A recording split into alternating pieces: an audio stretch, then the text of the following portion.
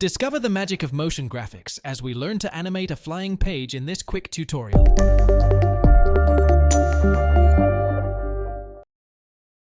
I've created a page in Illustrator and pre-composed the file. Now, select the layer, head to the Effects and Presets panel, search for CC Cylinder, and double-click to apply it to the layer. If the object is cut off and extends beyond the visible area, simply select the layer and reduce its size.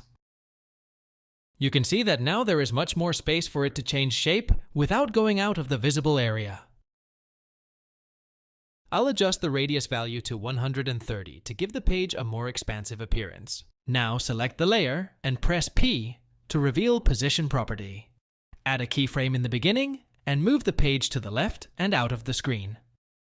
Move the playhead forward and drag the page to the right and out of the screen.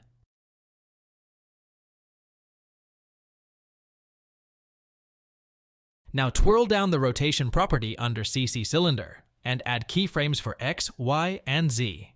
Move the playhead to second keyframe of position. Press U to reveal all keyframes and again add keyframes for X, Y, and Z. Increase the values for X, Y, and Z to rotate the page.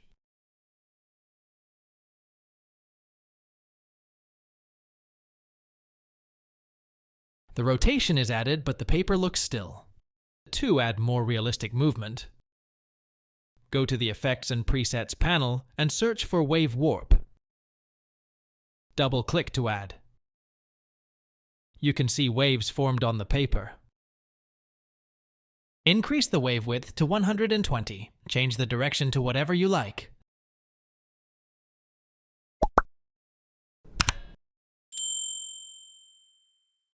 The animation looks better now.